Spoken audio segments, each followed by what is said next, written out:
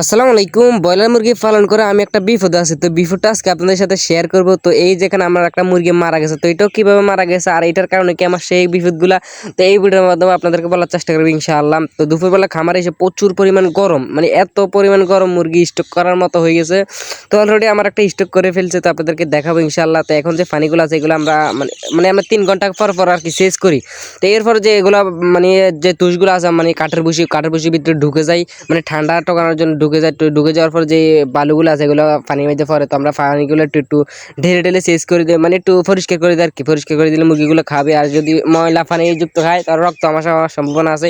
আর এই যে দেখেন অনেক পরিমাণ নোংরা এখানে, মানে আদারের মধ্যে আর কি নোংরা দিয়ে ভরে ফেলছে।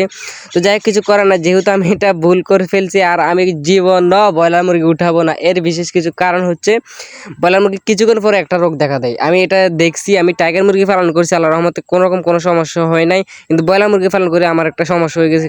কিছুক্ষণ পরে চোখ কানা হয়ে যায়, থাই মানে ভিটামিনের অভাবে পা বেঁকা হয়ে যায়, প্যারালাইসিস। তো এই জায়গায় আমার একটা মুরগি মারা গেছে, এটা হচ্ছে স্ট্রোক করে মারা গেছে। তো আমি বড় একটা ফ্যান কিনে আনছি। তো ফ্যানটা কত দিয়ে কিনে আনছি, মানে কিভাবে আমরা ফ্যানটা ইউজ করি, কত ঘন্টা ইউজ করি, সম্পূর্ণ কিছু অন্য একটা ভিডিওতে বলার চেষ্টা করবো ইনশাল্লাহ। আর এগুলো হচ্ছে আমাদের টাইগার মুরগি। তো যার লাগবে অবশ্যই কমেন্ট করেন। টাইগার মুরগির বয়স হচ্ছে আজকে 60 দিন। তো সবাই ভালো থাকেন, নিজের প্রতি খেয়াল রাখেন। আসসালামু আলাইকুম।